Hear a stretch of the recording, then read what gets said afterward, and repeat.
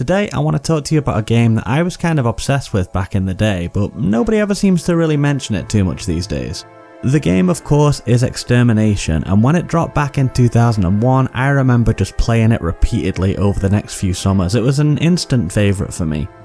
So when I came to replay it recently, I was a little bit nervous about how much of that good feeling was maybe just nostalgia, rose-tinted glasses. You know, I thought that upon picking the game back up after all these years, the shine might come off, but it didn't. This here is a PS2 game, but I still put it very much in that weird D2 Blue Stinger type bracket of horror that we had going on over on the Dreamcast. On the surface, it looks like a pretty cookie-cutter survival horror, but when you actually pick it up and play it, you can instantly feel how ahead of its time it was.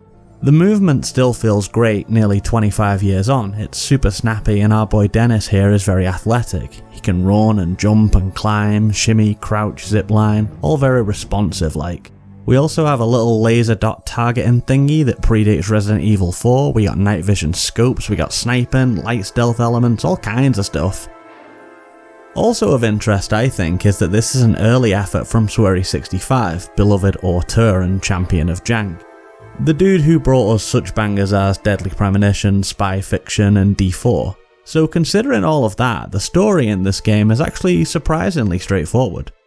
Dennis here is a marine, and he's landed in this Arctic base with his marine mates to battle an ever-evolving alien evil because it's literally just the plot of The Thing. And whilst the story's definitely nothing new or unique, it does the job and the characters are all very endearing with their hammy voice acting. Fun fact, you will have had a totally different experience with this game if you're American than I did over here in Europe because it was localized twice. I have no idea why it was localized twice. It seems like a tremendous waste of time and resources to pay two different teams, but it happened. They gave Dennis a different haircut in the American version, and they gave everybody different voices. Let's compare the intro here for a minute. Dennis here. This is Roger. Where are you? Look up. Dennis here. This is Roger. Where are you now? Right above you. Personally, I prefer the PAL version because it's a little bit jauntier and cheesier. But either way, now we do a fun tutorial, a bit of a rarity in games. Straight away, we learn that Dennis is an absolute chad. He can do big, huge jumps and rolls, and that's one crucial thing that's going to make this feel very different from your average survival horror of the time. Once we're inside the compound, we gotta do some basic item gathering and get the power on, and then our friend gets murked by these evil alien bugs and a mysterious woman in hazmat saves us. Once all of that's done, we're on our own here in Fort Stewart, and the world is our oyster. Well, the fort is our oyster anyway. Big shout out to the level design here because there's always a massive risk when you make a snowy military compound that it's just going to feel very anonymous and samey. But the devs did a really good job of making sure each area has its own unique identity, and that makes navigation feel easier. We got the cold rolled steel base type stuff with the cargo lifts, conveyor belts, but then we also got the exterior snowfields with the floodlights and watchtowers. We got a huge mazy filtration plant. We even got a rumpus room with pool tables. Damn, that would have worked in MGS2. What else we got around here? Oh yeah, super clean labs and medical rooms with the little tubes for you to cure yourself. These are pretty important in the game because not only do you need to monitor your health and ammo, but you also have an infection build-up meter that will really fuck you up if you don't keep an eye on it. It doesn't build up constantly, only when you get hit, but the enemies are squirrely little fellas in this game, and I got hit more than I'd care to admit. So these tubes are your friend. These rooms also tend to have ammo dispensers too, which effectively gives you infinite ammo so long as you can refill. That's a quality of life touch I can really appreciate. The base design and general flow of the game put me in mind of Dino Crisis. You'll always have a mission objective marked, so you always know where you need to go. It's just generally stuff like activate the power, find the keycard, access the lab, arm the bomb, etc. But it's cool to always have that direction. It makes it feel less like a survival horror and more like a military shooter of the time. Siphon Filter, Splinter Cell, Metal Gear Solid, you know the stuff.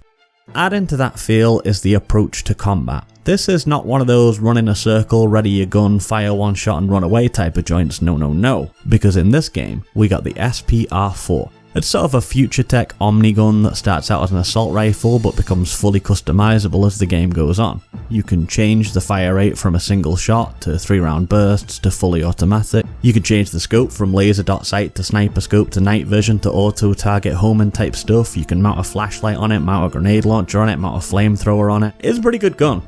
All of that coupled with Dennis's ability to move quickly and effectively makes the battle system feel much more involved and exciting. We're looking for high ground, watching enemy patterns, setting traps, dodge rolling, taking cover. Shit is truly exhilarating.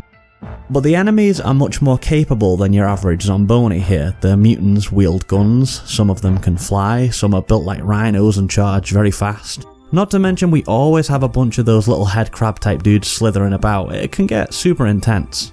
But it can also be very vibey. The atmosphere in this place really hits thanks to the general aesthetic, but we also got a neat little soundtrack here. We got everything from dark ambient to futuristic techno to big ominous orchestral pomp type stuff. And as such, strolling around the base is never a dull experience. Each area kinda has its own audio identity, as well as visual. It's never repetitive either because the layout of the base constantly shifts as you complete objectives. This train turntable room is pretty breezy early on in the game when you first explore it, but as you make it into the back half of the game and you come back here, you'll find that it's been overrun with enemy gunners, we've got turret placements, spike traps, it just really ramps up. Likewise, you will generally want to revisit areas once you have better tools, crowbars to open manholes, a pulley so that we can zipline, that kind of stuff. A lot of those diversions are very much optional, but doing so will net you some cool shit like a 6-shot grenade launcher and also the ultimate launcher, which is basically a boss killer that you can unlock near the end of the game. Think of the Bishaman sword from Onimusha, I know you all played that one. Now I've talked a lot of sugar here about Extermination, but I also hinted up top that it wasn't all that well received when it dropped. There were a lot of 7 out of 10 bang average kind of reviews. Even Swery himself said that the game didn't come out quite the way he wanted, so why the disappointment, I wonder? Because if this dropped tomorrow on Steam as a PS2 throwback, I think people would go apeshit for it. I think the problem at the time was probably oversaturation. This game dropped in the same year as Sons of Liberty and just 1 year on from Code Veronica X, so if you wanted mutants and zombos you were probably going to go for Resident Evil, and if you wanted cool military action you were probably going to give Snake a shout. Not to mention this came on the back of 5 solid years of mid to good survival horror and military shooters, so maybe the public were just feeling a little bit full of this stuff back then. Which is a shame because I think folks missed out on a truly special game. Don't get me wrong, Extermination isn't perfect, some of the enemies are very bullet spongy and the bosses certainly are. Also, it's frustrating to get overwhelmed by the poison cockroach dude and maybe there's a scooch too much backtracking. But absolutely none of that is keeping this out of my list of fully goated games, and I would recommend it to anybody with the slightest interest in 6th gen stuff. As usual, if you enjoyed this video, please do hit those buttons and let me know. If you want to be super generous, you can always check out the Patreon, and I hope to be back with you soon for some more upbeat reviews. Thanks for watching folks, and I will see you in the next one.